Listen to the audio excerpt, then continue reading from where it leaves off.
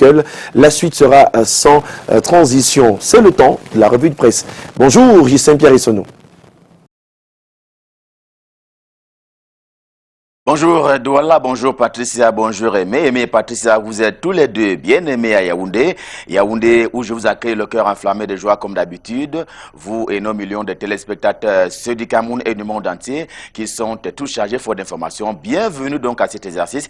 Bienvenue à Yaoundé. C'est la capitale du Cameroun. Les leaders des partis politiques camerounais, selon le quotidien camerounais à capitaux publics, j'ai nommé Cameroun Tribune édition de ce jeudi, que donc ces leaders-là sont en guerre contre les mots qui minent le vivre ensemble camerounais, à l'image d'ailleurs du tribalisme dont la montée en usage n'est plus à démontrer. Et côté Parlement, pour parler justement de l'Assemblée nationale et du Sénat, dont on sait que la rentrée aura lieu le 12 mars prochain, on envisage déjà une session spéciale, question de sensibiliser l'opinion sur les méfaits d'une pareille chose, à savoir justement le tribalisme, rapporte Cameroun Tribune édition de ce jeudi. La grande une du quotidien camerounais à capitaux publics, vous le voyez, planche sur les avancées qui ont été enregistrées par le Cameroun, le pays de Paul Biya, en matière de lutte contre la corruption. Une évaluation qui vient donc de se tenir à Yaoundé, et c'est une session qui a eu son pesant d'or, puisqu'il s'est agi d'évaluer la mise en musique des mécanismes internationaux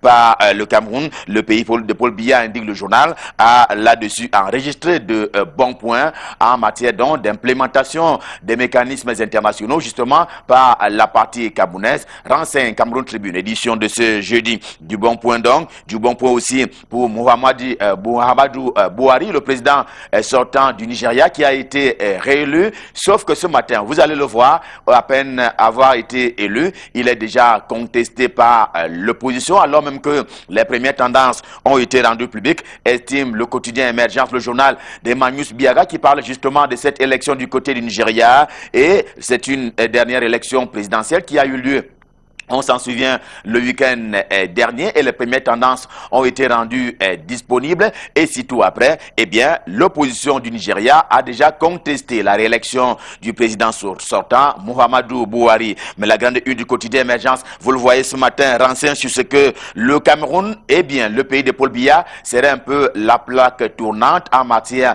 de blanchiment des capitaux, d'argent en Afrique centrale. La CEMAC, plus particulièrement la Communauté économique et monétaire des États de l'Afrique centrale. Les informations que relaie le journal ce matin ont d'ailleurs été tirées de l'Agence nationale d'investigation financière, qui est une institution gouvernementale et institutionnelle du Cameroun. Question justement de rendre compte de la circulation de l'argent, et que donc, à partir des informations qui ont été tirées de cette agence-là, eh bien, le Cameroun serait un peu la plaque tournante en matière du blanchiment des capitaux en Afrique centrale. Évoquons de nouveau ce qu'il est convenu d'appeler l'affaire Maurice Kamto, du nom du professeur qui est en prison depuis quelques semaines maintenant, le président et leader du MRC, qui séjournait donc dans l'une des geôles de Yaoundé, la capitale du Cameroun, avec l'hebdomadaire Hot News. Le journal, tout aussi en kiosque que ce jeudi, fait savoir que, eh bien, il a fait appel à un avocat, que donc, simplement à propos des détails qu'il faut avoir sur cet avocat-là et l'exercice de son métier,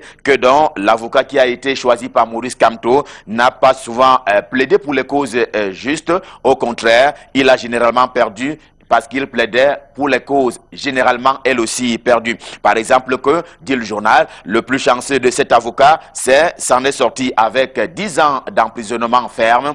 Il n'a pas eu meilleur résultat, meilleur score que cela, semble donc conclure Hot News, édition de ce jour. Baromètre communautaire, l'hebdomadaire de la sous-région Afrique centrale, traite tout aussi de cette question qui a donc trait au professeur Maurice Kamto, en indiquant que cet avocat-là est, dit-il, un sorcier, un avocat sorcier, un sorcier blanc qui a jusqu'ici défendu des causes avec des fortunes diverses. Hot News indiquait en deuxième une, vous l'avez vu tout à l'heure, que Maître Ndoki avait été interpellé quelque part à Edenao pour être déporté ici même à Yaoundé. Le quotidien bleu, le jour du jour, le journal d'Aman Mana, qui traite de cette question ce matin, il en fait d'ailleurs l'ultime une, c'est la principale et unique une du quotidien bleu ce matin. C'est une arrestation de l'avocate qui fait justement le grand dossier du quotidien Le Jour de ce jour, un dossier d'ailleurs qui porte à savoir un peu plus sur l'itinéraire de Maître Ndoki, et ce pourquoi le pouvoir gouvernement aurait justement peur de cette avocate qui était justement en train de vouloir traverser les frontières nationales. Question de trouver refuge ailleurs et de mieux préparer éventuellement à la fois la défense de ses collègues qui ont été mis aux arrêts, mais également à la fois ce qu'il est convenu d'appeler l'alternance vue du MRC, le mouvement pour la renaissance du Cameroun, du professeur Maurice Kamto. En finances publiques ce matin, c'est du journal Cameroun Hebdo, en kiosque tout aussi ce jeudi, qu'il faut aller chercher les faits qui sont à mettre à l'actif du ministre Louis Promotazeux des Finances et qui font signifier au journal qu'au sein de ce département ministériel, le ministère des Finances, il s'opère une révolution on ne peut plus silencieuse. Il n'a pas oublié, lui, le journal, le succès qu'a connu l'opération de comptage physique des personnels et autres agents de l'État du Cameroun. Le journal n'a pas non plus oublié le paiement de la dette intérieure ou même l'amélioration des conditions de travail des collaborateurs du ministre Louis Promotazeux. Et autant le dire, en guise de conclusion, eh bien, le ministère des Finances se porte un peu beaucoup mieux. D'ailleurs, depuis l'arrivée à la tête de ce département ministériel de Louis Promotazeux, avec les faits qui sont mentionnés ce matin par le journal Le Financier d'Afrique, qui parle au quotidien des questions financières et économiques, est aussi en kiosque, cap sur la BEAC, la Banque des États de l'Afrique centrale, dont il dit que les directeurs nationaux viennent de voir leur pouvoir plutôt augmenter désormais, et on passe de 400 millions à 600 millions de francs CFA en termes justement des pouvoirs nouvellement attribués aux directeurs nationaux de la BEAC, et c'est désormais une compétence au plan local. C'est donc là le montant désormais qu'ils peuvent eux transférer en termes de pouvoir, signifie justement le journal Le Financier d'Afrique. Information d'à côté, toujours à la une du journal Le Financier d'Afrique, c'est du côté du Gabon. Eh bien, le Gabon voisin, le pays d'Ali Bongo, qui veut donc réduire de 10% le nombre des personnels et autres agents de l'État. Cela doit contribuer à l'assainissement des finances publiques du côté du Gabon, estime et conclut Le Financier d'Afrique. L'économie est aussi en kiosque ce jeudi. Il traite lui aussi, comme Le Financier d'Afrique, des questions économiques et financières au quotidien. Il prend place cette fois-là dans l'exercice financier et annonce la tenue à Yaoundé, la capitale du Cameroun, d'un grand événement à caractère économique. Eh bien, les détails sur cet événement sont proposés par le quotidien L'économie en kiosque ce matin dans son intégralité. Quant au quotidien de Clovis Nudio, j'ai nommé l'épervier tout aussi en kiosque ce jeudi matin. Eh bien, il faut savoir que, en fait, des chiffres, la seule région de l'extrême nord, nous sommes au Cameroun, c'est d'ailleurs, dit-on, et avec raison, la plus belle des régions du Cameroun, que donc, dans cette région-là, on a recensé, tenez-vous tranquille, et souligné le nombre, 400 000 enfants qui sont sans acte de naissance. Cela fait partie de une du quotidien L'épervier, édition de ce jeudi. Ils sont donc, ces enfants-là, sans acte de naissance et donc ne peuvent pas participer au commerce juridique au Cameroun. Dès qu'il l'a dit, le journal de Léopold Clovis Nudio, L'épervier, édition de ce jour, fait sa principale une sur le ministre Alamine Ousmane, mis en charge de l'économie, de la planification et de l'aménagement du territoire. Et ce n'est pas en bien. Il estime que lui, le journal, les trois figures que vous voyez en principal une du journal, se sont donc attribuées, dit-il, les retombées de l'attribution justement du journal des projets pour ce qui est de l'exercice 2019. Il y a, et on peut le reconnaître, le ministre lui-même, mais également ses collaborateurs en charge justement de la communication au sein de ce département ministériel, celui de l'économie, de la planification et de l'aménagement du territoire. On va reparler de ce qu'il est convenu d'appeler la crise anglophone avec l'hebdomadaire Défi actuel dans sa livraison de ce jour en page 3 avec justement les détails qui sont proposés et qui font dire que la crise anglophone, puisqu'il s'agit d'elle, est sur la table de l'ONU, les Nations Unies qui veulent en savoir davantage en matière de préservation des droits à la fois économiques, sociaux et même culturels des Camerounais qui vivent dans les deux régions du nord-ouest et du sud-ouest.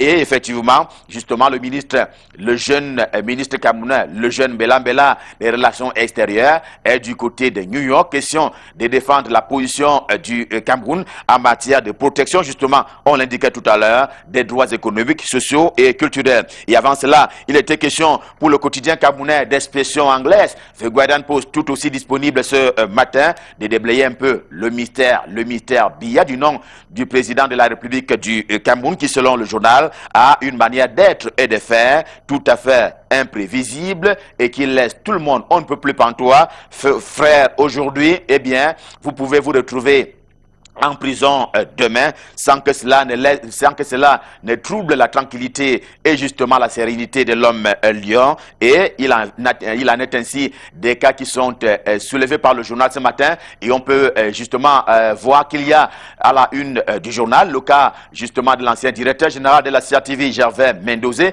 et d'autres frères d'hier du président Paul Biya qui ont été ici mis aux arrêts, et certains ont été jugés, et pour d'autres, eh bien, les procédures sont en cours, d'où pour le journal Le Quotidien d'expression anglaise, The Guardian Post édition de ce jour, eh bien, vous pouvez être frère du président lundi et mardi, vous partez royalement en prison. Et ce ne sont pas les exemples qui manquent avec les photos qui parlent d'elles-mêmes à la une du journal ce matin. Et on va terminer comme inhabituellement avec le journal de Georges Alain Boyumo, Le Quotidien Mutation, le journal de la rue de l'aéroport, tout aussi disponible ce matin, et selon qui l'univers s'avère désormais brouillé entre le professeur Nkoumvondor et justement qui lui est le garant et le leader du parti Univers, et Cabral Libi du nom de la révolution en termes de pratiques politiques au Cameroun, pour parler de la jeunesse. Cabral Libi dont on sait qu'il avait été investi à l'occasion de la dernière élection présidentielle par le parti Univers. Pour le quotidien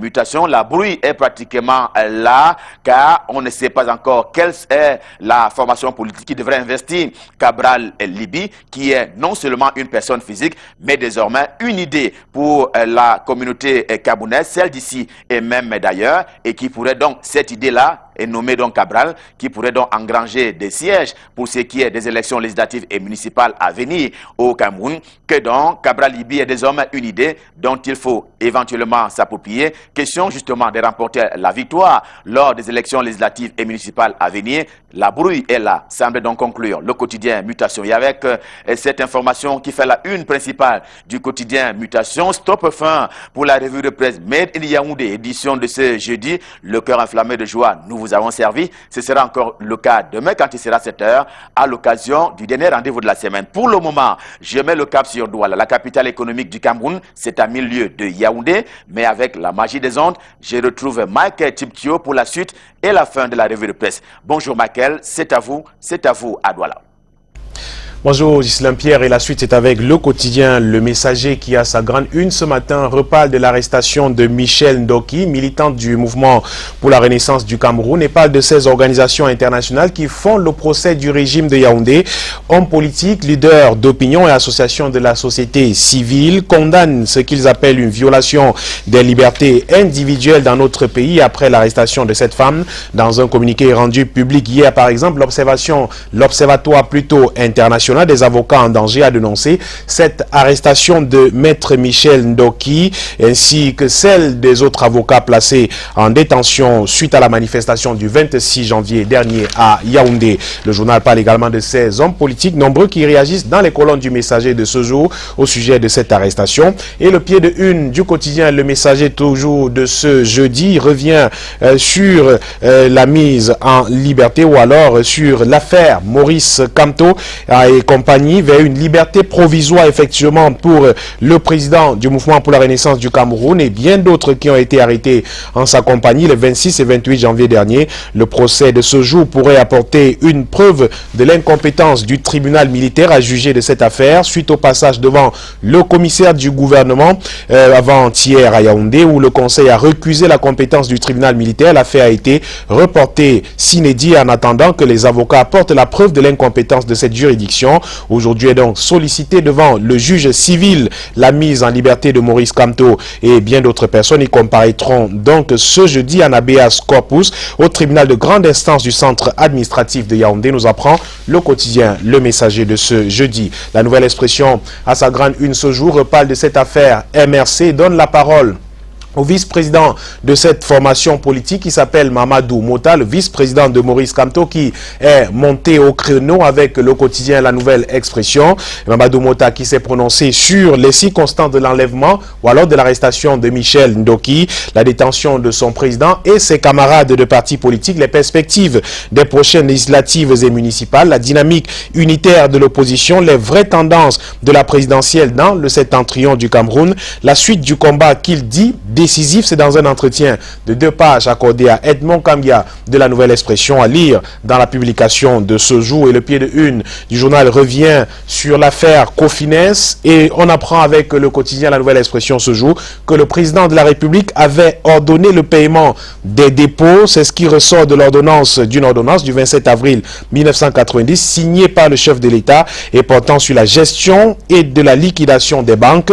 Un texte non appliqué à ce jour aux grandes dames des épargnants décédés pour certains dans des conditions atroces. Un rebondissement donc dans cette affaire avec la Miarbis qui était une fois de plus face à la presse hier à Douala et qui revient sur cette affaire Cofines, de nombreux épargnants qui croulent sur le poids des dettes et qui décèdent pour quelques-uns d'entre eux dans des conditions extrêmement difficiles, faute de pouvoir entrer en possession de leur argent. Le journal parle aussi de la Fédération camerounaise de football et Lions indomptables désormais sans équipementier. Situation difficile, la Fédération camerounaise de football n'a pas renouvelé le contrat avec la firme allemande Puma, arrivé à expiration le 31 décembre 2018. Pourtant, d'importantes échéances se profilent à l'horizon, à l'occurrence le match face au Comores le 23 mars prochain à l'éliminatoire de la CAN 2019. Comment va-t-on procéder finalement, s'interroge le quotidien La Nouvelle Expression qui est en kiosque aujourd'hui et qui donne également la parole au recteur de l'université de Douala, lui qui a désamorcé une bombe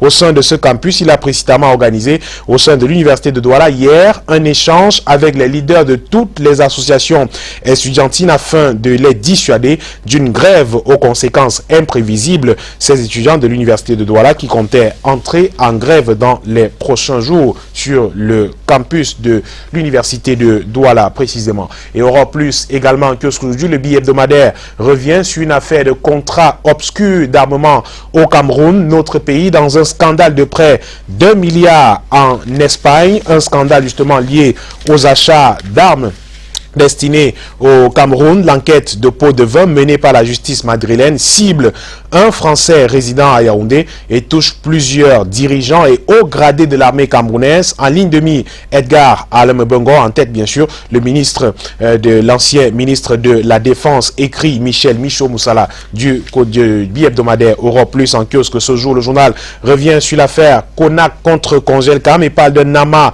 de subjectivité révélatrice entre diversion et digression. Congelcam qui ne va pas jusqu'à préciser si elle compte porter plainte à la CONAC et à son président pour les outrages subis, se présente jusqu'ici comme une société respectueuse des institutions de la République, une entreprise citoyenne, en somme un partenaire majeur remarquable du gouvernement dans la lutte contre la vie chère et dont les pratiques sont arrimées aux standards éthiques et plus exigeants et reconnus comme tels par les administrations fiscales et douanières, qu'on l'accuse aujourd'hui de pire salissure, corruption et fraude, ayant fait perdre à l'État pas moins de 32 milliards de francs CFA à travers ses administrations douanières et fiscales, lesquelles lui témoignent pourtant régulièrement leur reconnaissance au travers des lauriers remis lors des cérémonies officielles dédiées à leur performance annuelle. Le journal revient donc sur cette affaire Konak Congelcam en long et à large, en faisant bien sûr ressortir les points de vue des deux parties, de la Konak et même de la société Congelcam qui se défendant de ces accusations. La chronique, l'édito de Michel Michaud Moussala de ce jour parle d'une atmosphère de fin de règne au Cameroun depuis quelques années, écrit le directeur de la publication du journal Europe Plus. L'atmosphère est un peu morose et les classiques du régime passent le plus clair du temps à ses pieds à se jeter des pots de bananes au lieu de travailler pour l'amélioration des conditions de vie des citoyens camerounais. D'ailleurs, c'est de bonne guerre, écrit-il, dans la mesure où l'on profite d'une sorte de torpeur qui ne dit pas son nom dans tous les rouages de l'État au Cameroun, écrit Michel Michaud Moussala, qui convoque des exemples d'autres pays étrangers dans des années précédentes, bien sûr, où on a assisté à cette sorte d'atmosphère difficile avec la situation sociopolitique qui se détériore un peu plus, écrit le directeur de la publication d'Europe Plus, Michel Michaud Moussala. Et puis Midi Libre est également en kiosque aujourd'hui et parle des travaux publics au Cameroun, la réalisation des travaux publics dans notre pays et met en ligne de mire le génie militaire qui est donc en mode performance au Cameroun. Plus de 1200 projets projets militaires et civils réalisés dans notre pays. Plus de 1500 hommes militaires et civils formés avec rigueur par ce génie militaire. L'efficacité dans les déminages contre la secte terroriste Boko Haram dans l'extrême nord du Cameroun est également à mettre à l'actif du génie militaire. Le journal qui fait un zoom ce jour sur la route Mora d'Abanga Kousseri, présent en attente de financement de la Banque mondiale pour la réalisation des travaux. Et en attendant donc, on nous présente justement les travaux du boulevard de la République à Douala, presque achevés, réalisés par le génie militaire. Le marché moderne de Bertois également, qui porte l'estampille de cette section de l'armée camerounaise. Le parcours Vita de Douala également, la route de Japoma réalisée par le génie militaire de Douala. Le journal revient sur ces hommes, bien sûr, qui pilotent ce génie militaire, le colonel Jackson Kamgen par exemple, et bien d'autres responsables de ce génie militaire qui travaillent d'arrache-pied au quotidien depuis l'arrivée du ministre Betty Assomo à la tête de ce ministère. La grande muette qui parle et l'armée s'ouvre de plus en plus au public. C'est dans cette logique que le génie militaire s'est ouvert justement au journal Midi Libre sur le chantier de la route Mora d'Abanga Kousseri. C'est à lire dans la publication de ce jour. Et on termine avec The Post Weekender qui lance qui tire la sonnette d'alarme au sujet des réfugiés nigérians, nigérians justement qui sont au Cameroun. Ils sont plus de 40 000 médecins sans frontières qui parlent des situations difficiles, des conditions plutôt difficiles de vie pour ces nombreux réfugiés nigérians qui sont à l'extrême nord du Cameroun dans plusieurs camps de réfugiés, plus de 40 000 qui vivent dans des conditions extrêmement difficiles, qui manquent parfois de quoi manger et même à boire. Et le journal qui appelle donc un retour à la paix, à l'annihilation de cette secte terroriste qui sème la terreur jusqu'ici et fait fuir au quotidien de nombreux Nigérians qui trouvent refuge à l'extrême nord du Cameroun et certains même dans la région de l'est du pays. Et c'est avec The Post Weekender que nous terminons cette revue de presse de jeudi. Merci beaucoup, Michael. L'occasion est toute trouvée pour faire un clin d'œil singulier à une dame dynamique qui fait figure d'exemple. Elle qui est donc désormais ministre de l'Habitat et du Développement urbain. J'arrive, Madame Cortez Kecha, qui est certainement en train de nous regarder ce matin. Et bien sûr, nous célébrons aujourd'hui les Romains, les Antoinette. Et là, je pense à un sympathique monsieur qui nous regarde tout le temps, monsieur Kamla Ledo Romain. Et bien sûr, Ngondenge Antoinette, la célèbre Monica qu'on adore d'ailleurs. Les Romains, des... Romain Gapa, c'est un ami qui nous regarde certainement à Yaoundé, et tous les autres Romains qui nous regardent ce matin. Romain Koto qui fait partie de ceux-là aujourd'hui en l'honneur. Saint patron du jour, Romain Benga. Mais en vérité, on ne devrait même pas regarder sur notre Facebook parce que c'est la journée internationale sans Facebook. Est-ce que vous êtes capable de le faire? Passer une journée sans Facebook, par exemple. Le 28 février, c'est le cas. On a des rubriques interactives. Mais est-ce qu'il faudrait réellement ou pas? Pour vous, ce serait comment une journée sans Facebook? J'ai l'impression qu'elle est naturelle. Hein. Non, mais c'est possible pour moi. Hein. C'est possible pour moi. Donc si j'enlève aussi WhatsApp. Je ne suis pas beaucoup de Facebook. WhatsApp, ce sera un peu compliqué puisque c'est, vous le savez, c'est un outil de travail pour nous. Nous utilisons WhatsApp de façon professionnelle également. Mais Facebook, c'est aussi un outil de travail. On l'utilise aussi pour travailler, mais on peut s'en passer de temps en temps. Ce serait vraiment difficile, hein, ça il faut l'avouer, passer une journée. Sans Facebook c'est possible, mais sans WhatsApp c'est encore un peu... C'est vrai qu'à l'époque, quand on créait la journée, WhatsApp n'avait pas encore cet impact-là. Je pense que c'est davantage les réseaux sociaux qu'il faudrait mettre off le temps d'une journée. Mais bon, essayons quand même. Hein. Sauf que vous aurez le devoir, peut-être après qu'à l'un matin, vous quittez Facebook. Mais allez d'abord choisir ma chanson du cœur. Et parlant de ma chanson du cœur... Le prétexte est tout trouvé. On invite d'ailleurs nos téléspectateurs, les internautes en l'occurrence, à se rendre sur la page Facebook de Canal Matin. Faites le choix de cette chanson qui vous parle et qui vous ravive certainement des souvenirs qu'on aimerait bien partager avec vous. On a Sans toi de Patou Bass et bien sûr Maman Odile de Tonton et Bogo. Sans toi. Bon, je vais choisir Sans toi. D'accord. De Patou Bass. Sans toi. Il parle d'une femme et l'autre aussi d'une autre femme, une mère, Maman Odile. Mais pourquoi cette chanson? Le choix nous impose de savoir le contexte et le souvenir justement que vous ravivez simplement parce qu'il y a des personnes sans qui on ne peut rien faire. Hein. Voilà, et c'est peut-être parfois l'occasion de leur dire D'accord. Sans toi, ma vie n'aura aucun sens, je crois, c'est ce qu'il dit, Patoubas. Dites-le-lui devant la caméra, elle vous regarde, elle au pluriel, parce que votre maman, votre soeur, votre Ouais, épouse, tout, toutes connectées sur tous les Canal. frères, pourquoi pas. D'accord. Ouais, Des sans amis Mais c'est et autres, clair. voilà. Sans eux. on va Sacré dire ça comme ça. Michael. Demain, c'est un autre jour. En tout cas, vous serez là pour cet exercice très passionnant pour vous. Et ils seront encore là, nombreux, chers téléspectateurs, à nous renouveler leur fidélité. On vous souhaite de passer une excellente journée. À demain, 7h. Je vous le souhaite également, Merci. Patricia, à vous Aimé, et à tous ceux qui nous regardent ce jour. Et ce sera désormais sans elle, hein, son épouse qui Tout à l'a fait. quitté il y a quelques semaines. Nous, dès ce soir, pour la grande veillée sans corps à son domicile, de notre collègue, justement, Colin Taillou, qui est veuf depuis 3 semaines, mais il aura le soutien C'est et de très ses dur. amis, de ses collègues, Colin Taillou, que vous connaissez d'ailleurs. Et le programme est en boucle là, sur Canal 2. Demain, ce sera levé du corps et direct départ pour le village. Hein. Donc, on va présenter nos condoléances à la Tout à famille fait. Tamandjian Félix ici à Exact. Douala, la famille Tamo Tamne à Banjoun, la famille Fotso Pierre à Douala. Bref, toutes ces familles Bien et sûr. davantage. Perdre une épouse, Oh là là, c'est c'est compliqué. compliqué, oui. Quand on sait ce C'est que très c'est de dur. vivre avec une femme, il est fort, c'est un costaud et on lui souhaite bien des choses, hein, Oui. Colin Taillou. Vous l'avez dit, beaucoup de courage à Colin Taillou et puis à toutes les personnes qui, comme lui, traversent des moments tellement difficiles, des moments douloureux. Rassurez-vous, on est de tout cœur avec vous.